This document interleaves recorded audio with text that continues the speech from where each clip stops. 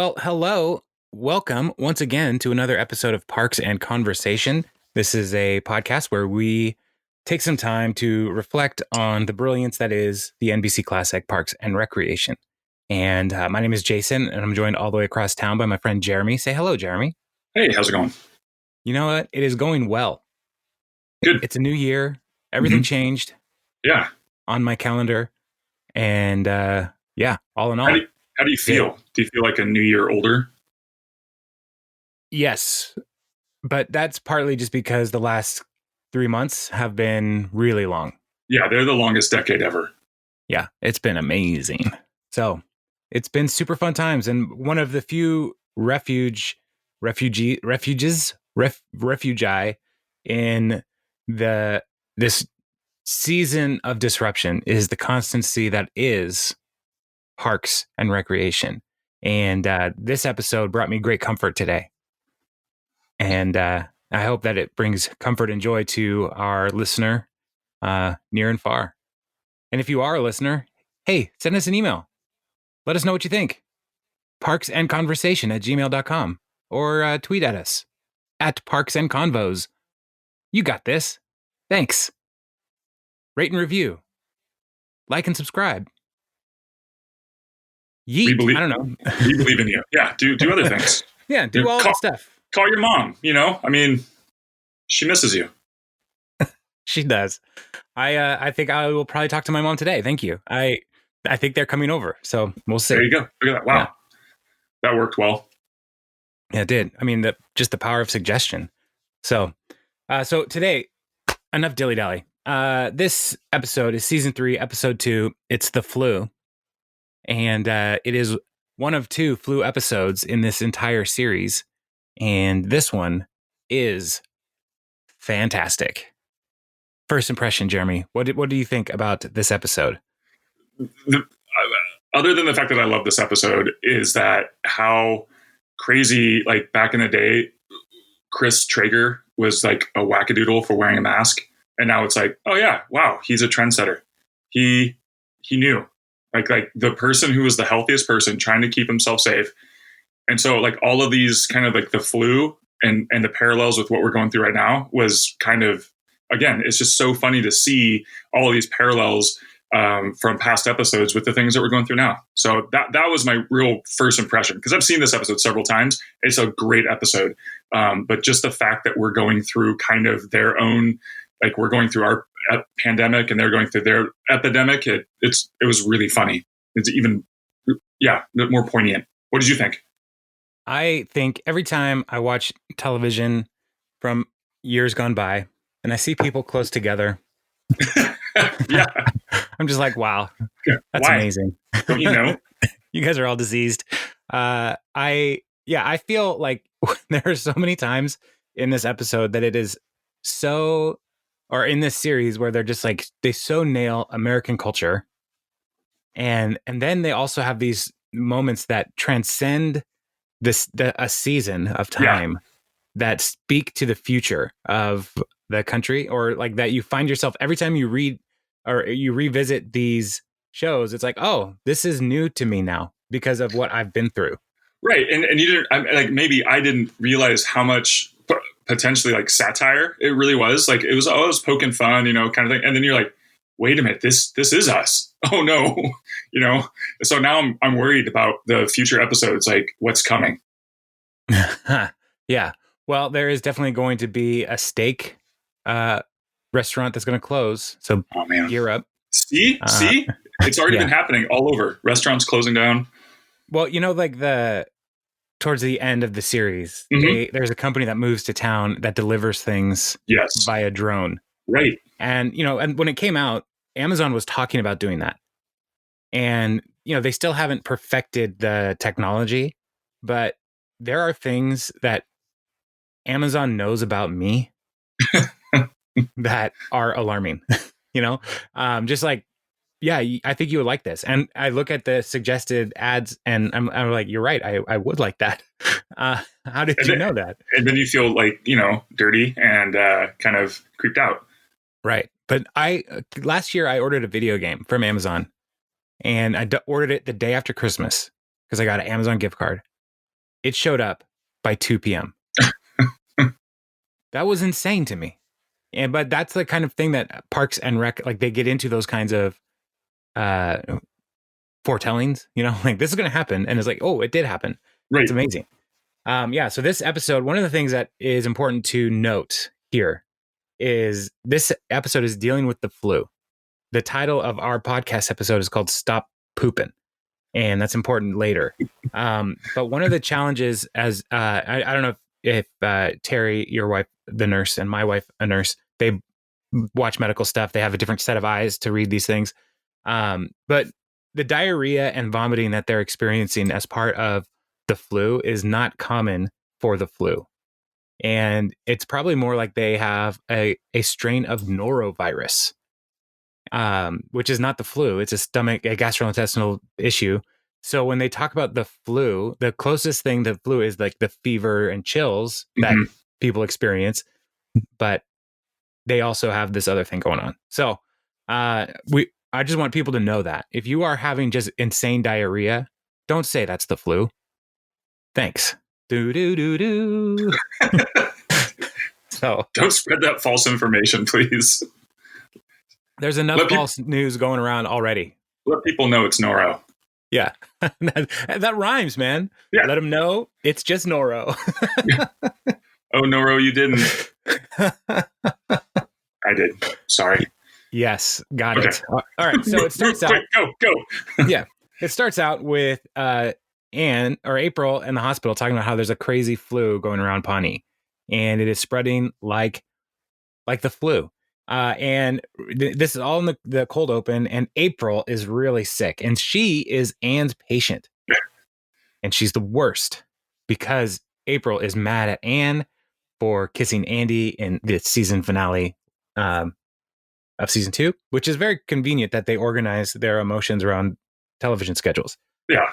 And she's just awful. And so she's comparing her to a janitor. Like, I don't want you as a nurse. I want a janitor. You do the same things, right?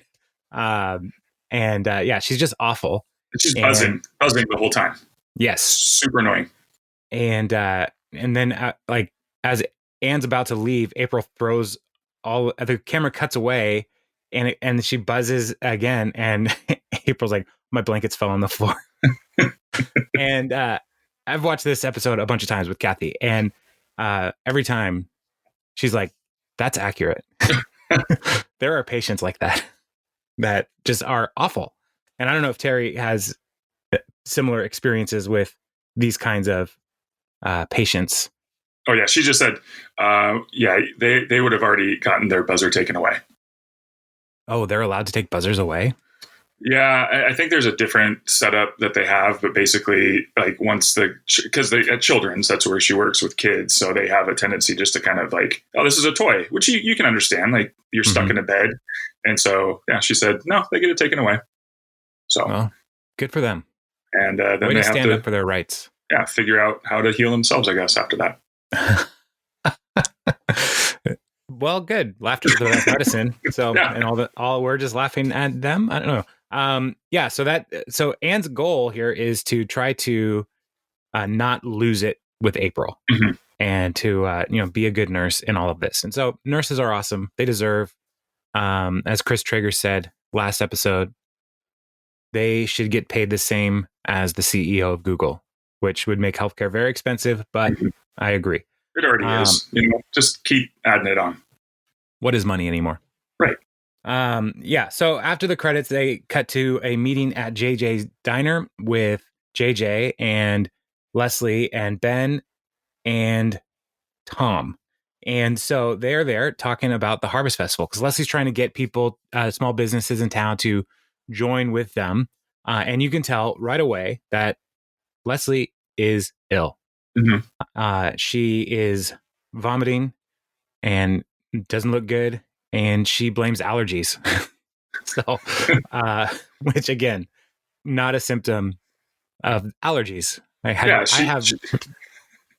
had allergies and she's vomited 5 times. That's not like any allergies that I've ever heard of. Exactly. I have insane seasonal allergies. Yes, you do. And I have never thrown up because of my allergies. So I don't know what her deal is. But that's one of the super frustrating things about this time that we're in right now. Even with COVID, is so many people like, oh, it's just allergies. It's like, no, I don't think it is. So go home. Go away. You sure? Are you sure? If you're not, you should leave. Yeah. And like I have not had COVID, but I have had allergies. And there are times where I'm just like, it's just not worth it for people to think I have COVID. I'm going to stay home. Yeah. So, and I'm fortunate I can work from anywhere, but it's still just super annoying when people are like, it's allergies. They're like, no, you're horking up a lung over there, dude. So go home. So anyway, Leslie's ill but she's making the pitch to JJ and he's like, anything for my favorite customer. And Leslie's like, oh, you probably say that to everybody. Like, no, you're literally my favorite customer. You spend $1,000. Which is a lot of money on waffles. So that's not counting anything else she may have purchased there.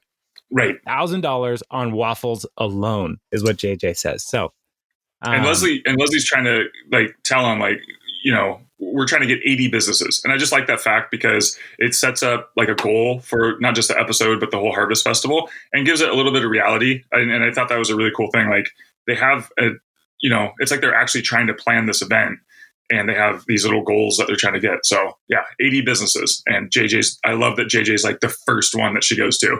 It was her favorite spot.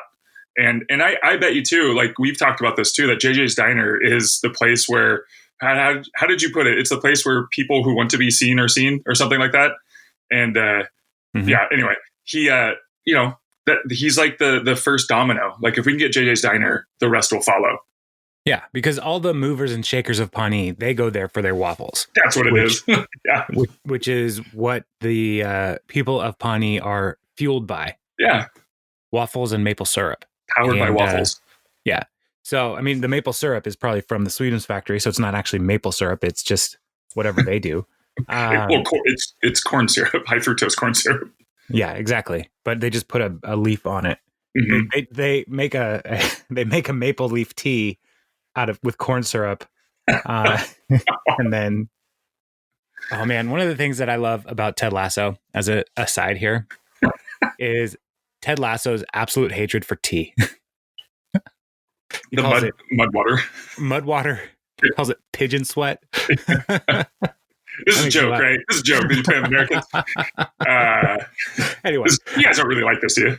Anyway, yeah. I like tea, so whatever. Coffee, tea, doesn't matter. Yeah, tea's great. But after we finish all of the Michael Schur shows, we need to go back and do a watch through of MASH. Okay. And only just for this one line where Hawkeye is like, they're running low on their supplies. And he's like, this tea tastes like it was strained through Earl Grey's sweat sock. That has stuck with me since probably like 4th grade watching MASH on Channel 11. And that's like, I don't even know what any of those things mean. And as I've grown older, like, I get it. Earl Grey is a kind of tea. So it stuck with me. Anyway, speaking of sticking with you, Ron goes to visit April because she's ill, and Ron is trying to care about a person, is how I read this relationship. Yeah. Ron's evolution in this episode is him trying to care about people. Well, and it's his assistant too. I mean, yes. And it's like, this is probably one of the best relationships he's had so far. And it's, yeah.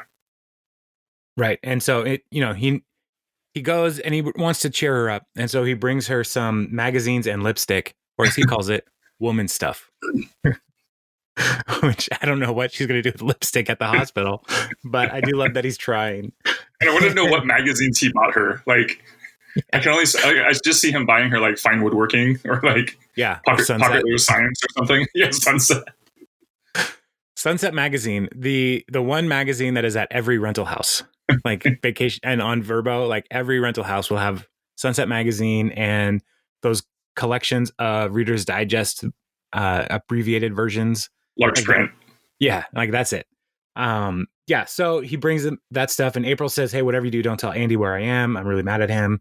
And I was like, I'm not interested in knowing about what's going on here. And he says, I'm not interested in caring about people, but he's here. He's caring about April. And and then it cuts to a talking head where he's like, he says, I once worked with somebody for 3 years and I never even learned his name.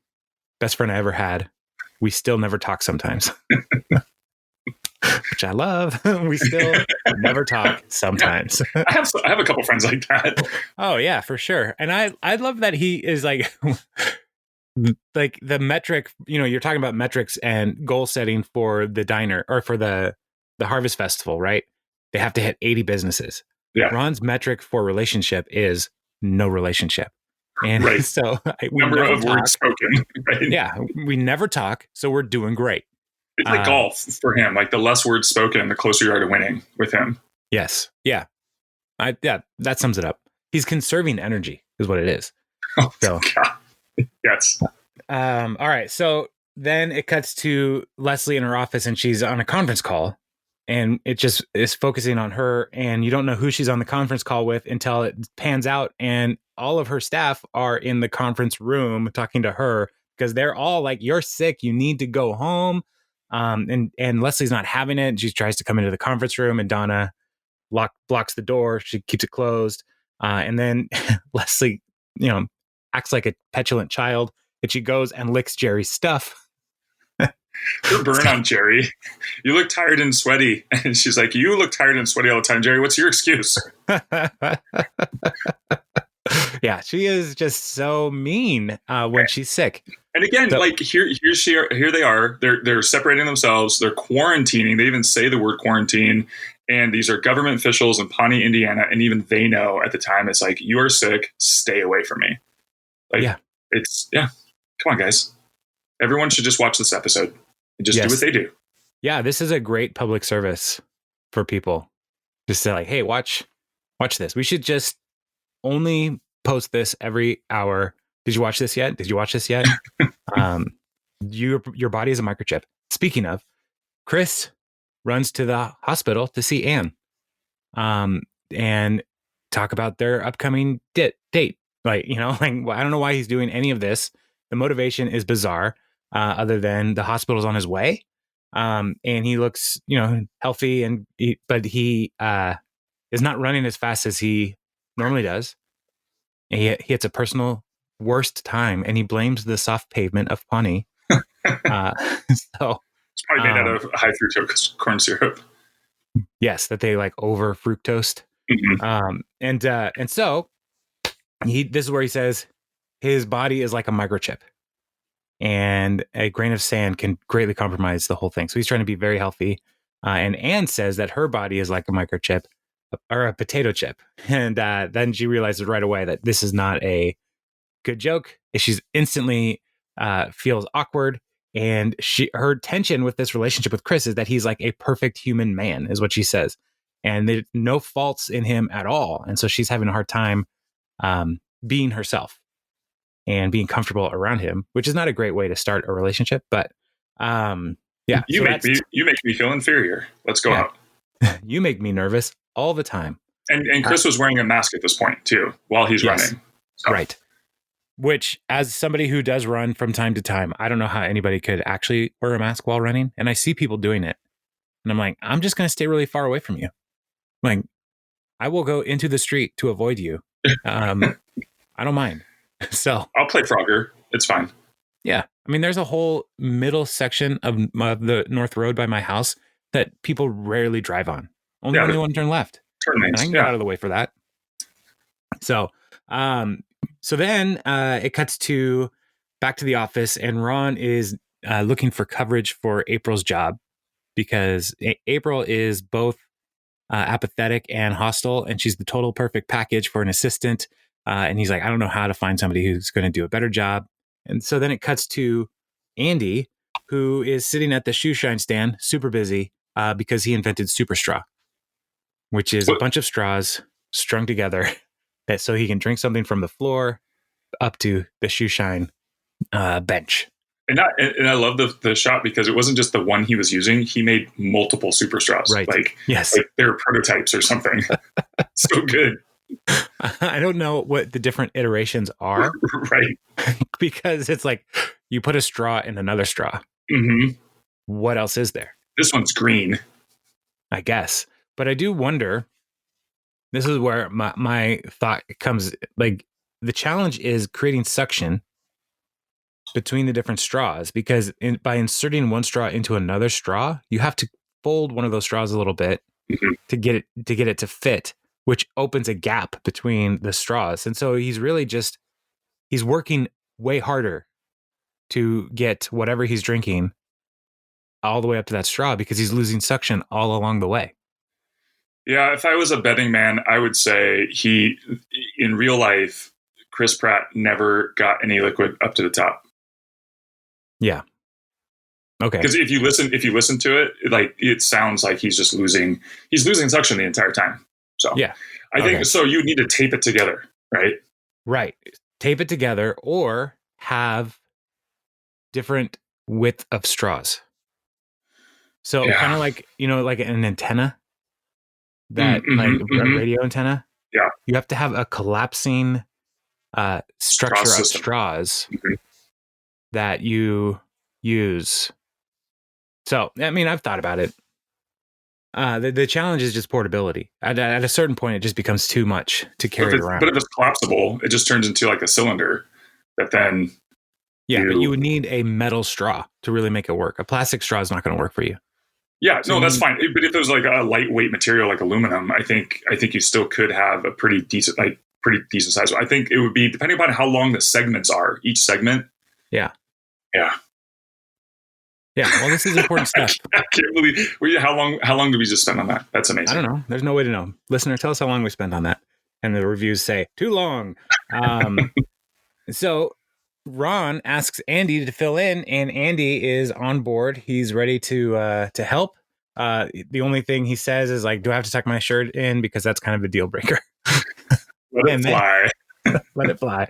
And then he asks where April is, and Ron just says, "I gave her the day off." And so then I love Andy's like, "Was it too? It would be weird for me to ask for the day off." Yeah. And Ron just looks at him, and he's like, "Oh no, it's yeah, that's ridiculous." Yeah, Andy's learning how to business. And then, so Ben and Chris come to see Leslie in her office, and she is in a parka and really gross looking, and she's very sick. And they're like, "Are you sick? Are you sick?" And Tom says, "Yeah, she's sick." And camera cuts over to him, and he's wearing a motorcycle helmet with the visor down and misting himself with hand sanitizer, which is a little overkill, but he's doing everything he can to not get sick. And this is where, again, we hear Chris say, "My body is a microchip." But the thing is that we've seen people actually, I've seen pictures when the pandemic first started of people wearing motorcycle helmets as though like that was the thing to do. Seriously. Well, it is a thing to do. Yeah. Yeah. So I saw somebody in Costco with a motorcycle helmet on the whole time. I'm like, this is not worth it, man. You're like, just get a mask. I don't know. It could be smart though. Costco can be pretty brutal. It can be like Thunderdome with those carts and people going the wrong way. And maybe the person's a trendsetter. Maybe look, if you get a head injury from a Costco cart, you've been doing everything wrong. You're Costcoing wrong. All wrong. The worst thing about Costco though, I can't stand the Costco tourist who just goes slowly down the middle of every aisle. Looking at everything like they've never been to Costco before, and like looking up at the storage in the top shelves, and we're like, How do I get those? It's like all of those are down here. Just keep moving. Like, and when the Costco tourist meets the Costco super shopper, like the guy who actually owns a restaurant and is trying to get through everything, it's just you just stand back and watch because sparks will fly. There's some definite rage happening. So anyway, so Chris leaves. Leslie is getting ready. It's very important for her to get this meeting done because she's going to be meeting with the Chamber of Secrets. And it's actually the Chamber of Commerce, all the small business owners. And so she's not doing well. And then Ben is like, "Look, I got to take you to the hospital." And so they go. And then the best line in all of Parks and Rec happens. And it is, as they're leaving, Andy is sitting at April's desk. And he says, "Leslie, I typed your symptoms into this thing up here, and it says you have network connectivity problems." And so great. So funny. And that was an improvised line And Chris Pratt just improvised that on one of their fun runs, as they call them in Parks and Rec. And one of the best lines in the whole series. And I heard that Greg Daniels said that not only was it one of the funniest lines, but in one of the interviews I watched that popped up, and I guess he was like visibly angry, like in a good, well-mannered way, but he was like, I can't believe I didn't write that. Like he was mad he didn't think of that. Yeah, it's a good joke, and it's something that I say all the time when I'm not feeling when someone in our house isn't feeling well. It's one of those things where I'm like, well, let me type it in here. It says you have network connectivity problems. Because it's so dumb. So, and as a dad, like one of my great joys in this world is helping my children learn how to roll their eyes effectively. Mm-hmm. And I'm really good at it. And so I use this often. And then Leslie is at the hospital, and she's getting checked in, and she's like, I'm not sick. If I was sick, could I do this? She doesn't do anything. And they're like, Ben and Anne are like, what? They're like, am I not doing cartwheels? I thought I was doing cartwheels. So she's losing it. Yeah, she's going out of her mind. And so Ben and Tom are going to cover for Leslie. And so they're back. Leslie's going to the hospital. Ben and Tom back in Ben's office, and they're breaking up the order of responsibility here. And Ben is trying to split it up, and Tom's like, listen, it sounds like you got a handle on this. I'm going to go to the spa. He's like, hey, we promised. And I love Tom. He's like, Tom's like, oh, I didn't promise Leslie anything. I never promise her anything, so I don't disappoint her. So it's like, that's on you, man. You promised. Don't drag me into this. Yeah. So Tom goes to the spa, leaving Ben to do all of the prep work for the meeting with the Chamber of Commerce. So we got a bit of tension here. What's going to happen? We don't know. But cuts back to the office, and Andy is trying to take a call, transfers, drops the call, and he looks over into Ron's office like, I lost another call, and Ron just gives him a thumbs up. Like, you got it, dude. You're doing great. And then April, go back to the hospital. April calls Anne in and yells about this lady nurse trying to kill her. But again, Anne refuses to lose it. She's doing a great job. And then Leslie calls on the phone to Ben and trying to help him through the presentation. And he's like, I'll write a rap for you. And then she also says, no, you're too white. Yeah, too white to pull it off. So Ben, though, is offended that Leslie doesn't think he can handle it. Yeah. And it's not that she doesn't trust him. It's that she doesn't have faith in him. Right. That's such a great line. Yeah. So, Ben is a competent, employee, government person. He knows how to do these things. He can do this. But Leslie, it's her job on the line. She knows, like, she's going for the fences. She's doing this. And so she really needs to have all the control possible in the world, which is kind of the norm for Leslie. So that's a lot of control. Yeah. So then it cuts back to the office, and Andy is actively breaking the desk. So he pulls the drawer out, and then I just wanted to get in the brain of Andy Dwyer for a minute. Like, what is he trying to do? He pulls the drawer out and then up at an angle. Right. And it's like the top drawer of one of those metal desks, and it just pops out, and Ron's coming out, and Andy says, this broke. Yeah, this came out. Yeah. Yeah, because you pulled it out. And so Ron doesn't care, but he's like, look, I'm starving. I haven't had lunch since yesterday, so I'm going to go get something. And he's going to Callahan's. And this is where Andy, starts contributing to the office culture. Mm-hmm. He says, don't go there. You got to go to Fat Joe's. It's got this thing called the Meat Tornado. It literally killed a guy last year. And Ron is on board. You had me at Meat Tornado. So, and I love Andy's, like, his reasoning for not going to Callahan's. It's not that the food's bad, it's that they skimp on pickles. Like, yes. Nope. That's the deal breaker.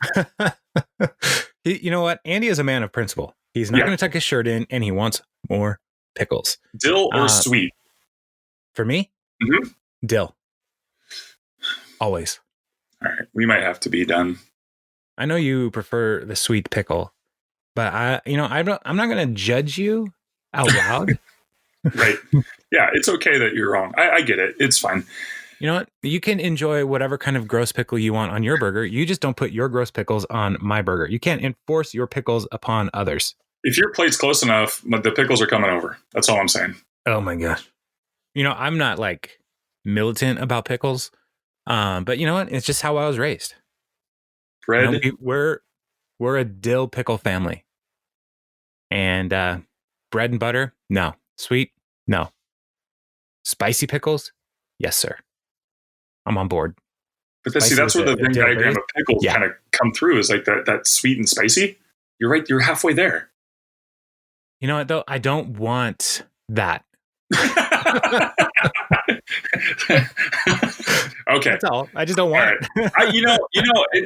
I respect your ability to be wrong. So what's the next? Well, we're just going to keep working on this. So Leslie is at the hospital and she's trying to escape. She says, I feel better. And she's getting dressed. And so she puts her jeans on like a scarf. And I wrote down pants scarf. Yeah, it's a good look. Sure. So she's clearly delusional. And Anne is like, no, you got to stay here. Cuts to Tom, and he's at a wonderful establishment called Pawnee. Yes. Which is great. I love I love that somebody in Pawnee was like, you know what this town needs? A collection of hot tubs inside where old men can soak together. And a young Indian man can come in and play Would You Rather with them and make them feel like they're super fun. So that's Tom's whole strategy. And it looks like it looks like Tom is just blowing everything off. But he's doing some good work there, actually. So then it cuts back to the hospital, and then Chris Traeger is in there, and he's sick, and he looks like death. Mm-hmm. And he says, my brain is on fire. I'm dying. The microchip has been compromised. He talks about how he has no body fat, and so when he gets really sick, things happen very fast. He's going to lose a lot of fluids. And so he just like puts it all out there. So Chris is going to be an intense patient. And then it cuts back to the office, and Ron and Andy have way too much food for two people. It looks like they went and got the party platters from Azteca and like said, you know what, throw one more on there. Right. Yeah, they got enough food for the entire office who wasn't there. Right. It was just Andy and Ron just eating all this stuff, and they're totally full. They're talking about drafting different like Indianapolis Colts draft plans and all this stuff. And Ron says thank you to Andy because Ron didn't like ethnic food like burritos. Mm-hmm. And so he tells Andy like, thank you. This is a whole new meat delivery system. And another line that I say often. It's a whole new meat delivery system. Yeah. Andy expanded Ron's horizons. I mean, Ron like grew in this episode right before our eyes. Mm-hmm. Almost literally with all the food that he ate. Right. But you know what? Andy is he's a good idea machine. And so he's like, hey, what do you think about running some pass plays to burn off the calories? Cool. So that's where they go. They go run out some pass plays. Ron likes Andy. So this is great. He's getting a friend who's actually going to talk to sometimes. And so while they're out doing pass plays, Andy like jumps over a car, sets off the alarm, and they have to run away. And I love Ron because he's like running and giggling. Yeah. And he's like, Andy, wait up. And he is like a kid. Like right. Ron's never been a child. And now he's with a child. And he's like coming right to his level. It's so fun. And so then at the hospital, April is degrading quickly. And she calls Anne with an actual request. She needs more flu medicine. And she tells her that Leslie came in and stole her medicine. And then Anne goes over to Chris, like, have you seen Leslie? And she's like, she came in through that hole in the wall and took my medicine and then left. And the hole in the wall is the door. So Leslie's escaped. Where did she go? Well, she goes to the conference.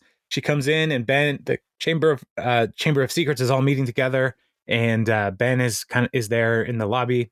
And Leslie shows up and asks Ben for some money for the cab. And he says, how much? I don't know. The meter had Egyptian hieroglyphics. And And so she's like really sick. He's like, he feels her forehead. She's burning up. It's all good. It's all bad. It's all bad. It's all bad. And then she's like, no, I got this. And she starts heading towards the conference room. And I love like, oh, watch out. The floor and the wall just switched. Walk carefully. And she's like walking like she's on a cruise ship that's got too much sea going on. Like she can't,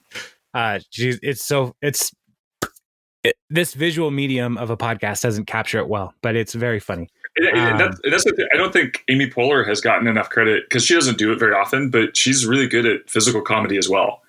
Mm-hmm. Like she's a super, super funny person, but like the SNL sketch where she's like, Rick, and don't make me do it. She's running around and like, she's a very good physical comedian. So yeah, she nailed it. She's very funny in this. And I have been in situations where I've traveled to hotels in particular, stayed in hotels, and I get dizzy when the carpet, a hotel carpet is too patterned. And like the wall, sometimes like the wainscoting is like blends in sometimes. There are moments where I felt like, am I okay right now? Like, because like it's too much pattern, and like I felt like the wall and the floor could flip. So like never go to Las Vegas. I have no plans. Yeah. So so Ben is insulted that Leslie doesn't trust Ben, and but it's all happening, and it's out of his control is really what it seems like. Cuts back to the office, and Ron is giving Andy civics lessons while grilling in his office. Is what I wrote. They ate so much food earlier, and now they're eating more food.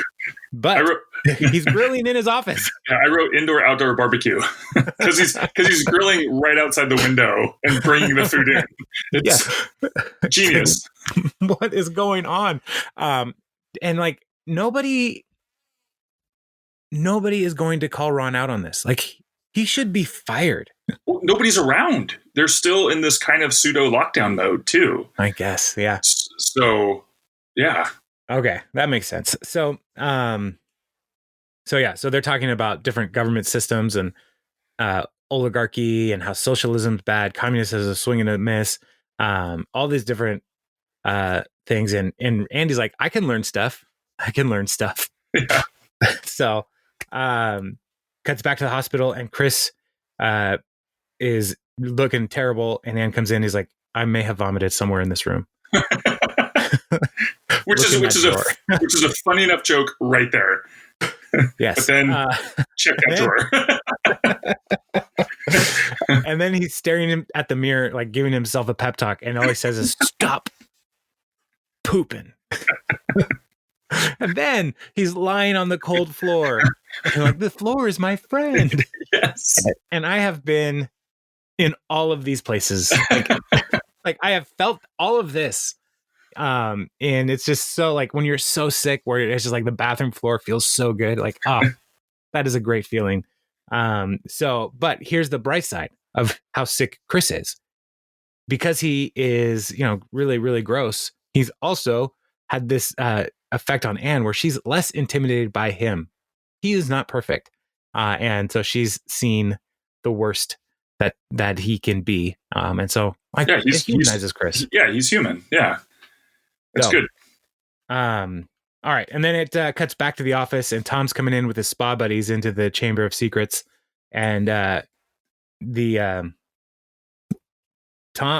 is like, hey, did you have fun with your spa buddies? Like thinking he's a total slacker. He's like, yeah, these guys just donated a fleet of vehicles to the Harvest Festival. So boom, did it.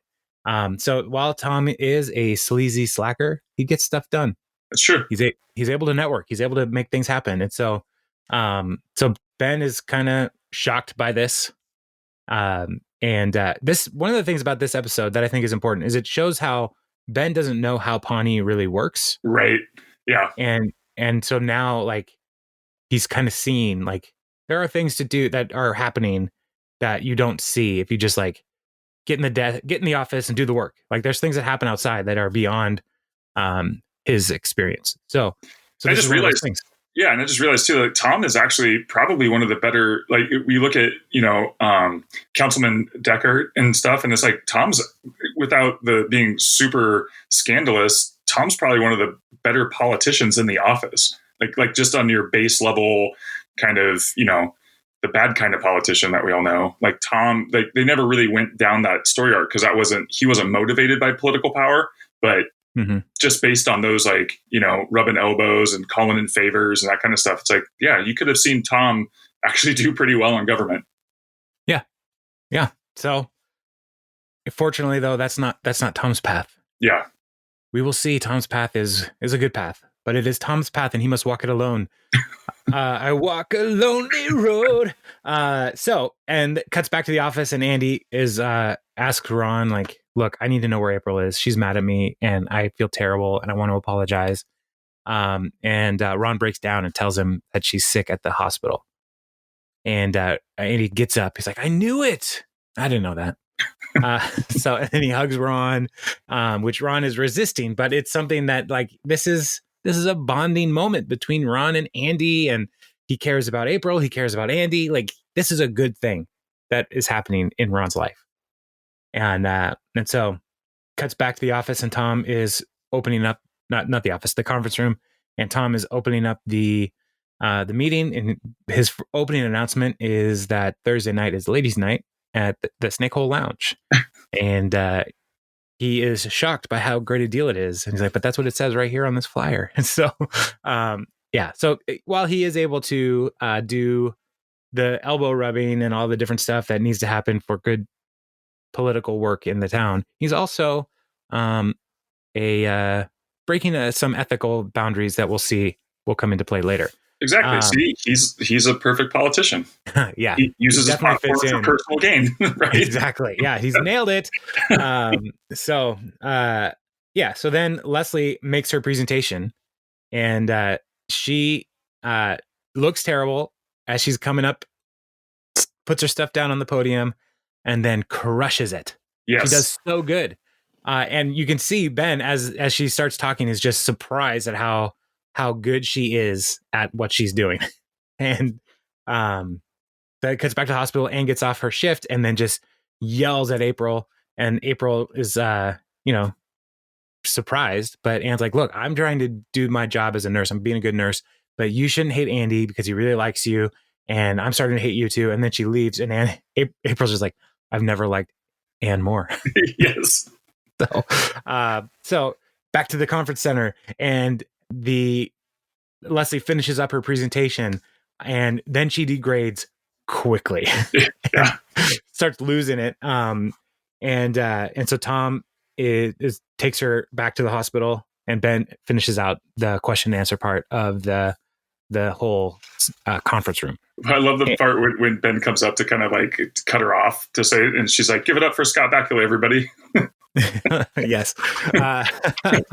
Well, one of the things, like, I've been in a place where I've had to do a public presentation when I've been feeling not good, like a really bad cold or something like that. And like, there is something that happens where your adrenaline of public speaking, like, helps you to be hyper focused for as long as your body knows you need to do that.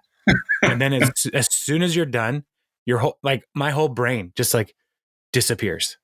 And like, I don't even remember. I've been in times where I don't even remember like leaving the platform.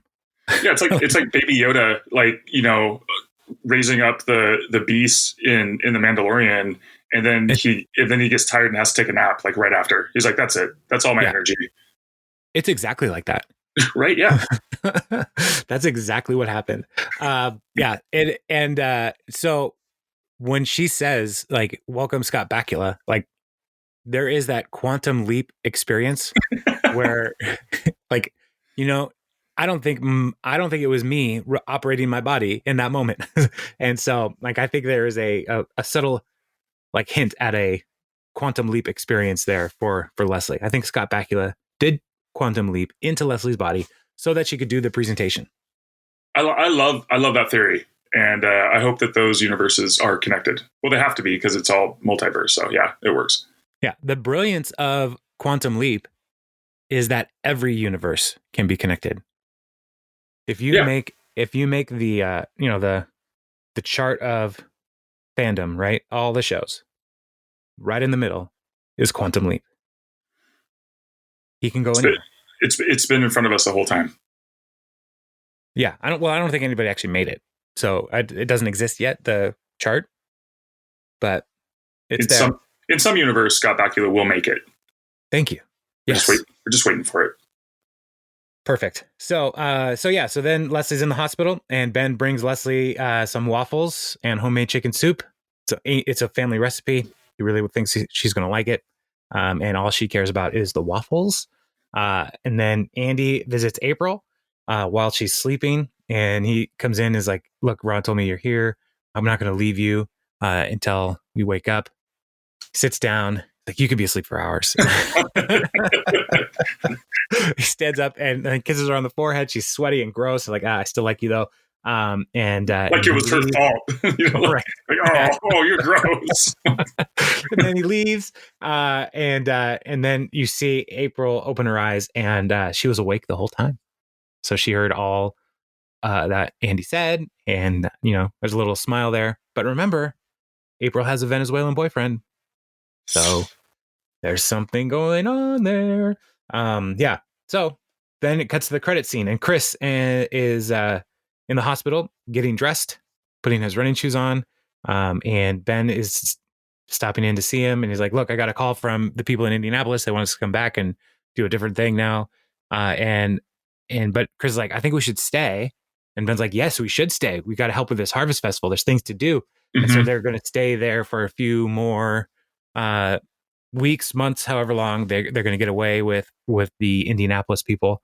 And so it's setting up the different relationships moving forward into season 3, end of episode. Yeah, I love it.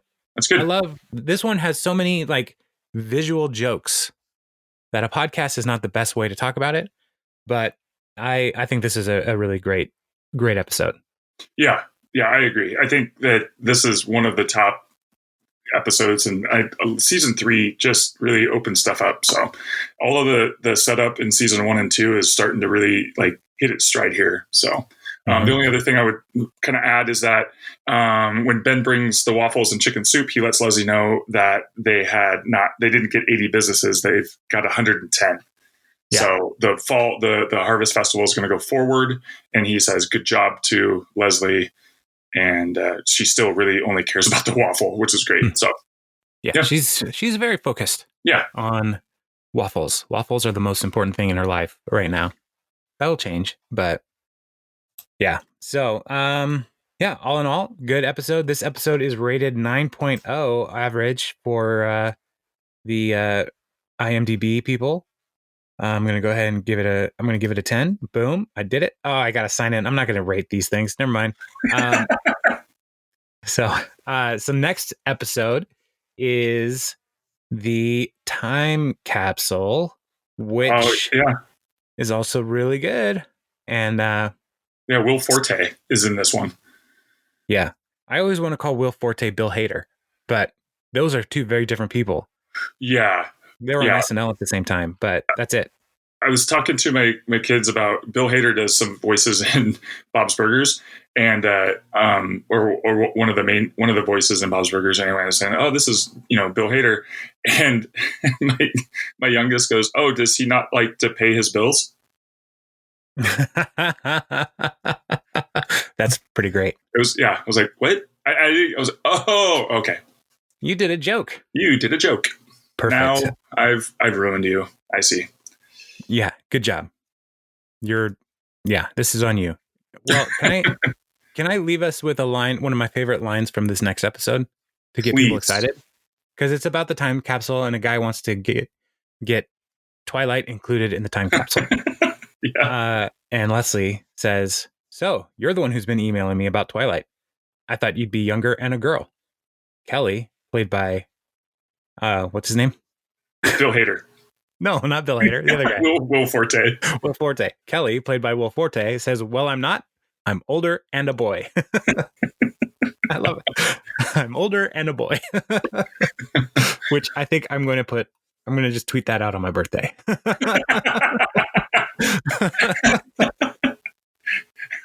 All right. So, well, with all that, we should we should stop talking into these microphones and go out and enjoy the rest of this series. Sounds good. All right. Well, then I'll talk to you next time. Yes. Okay. Bye. Bye.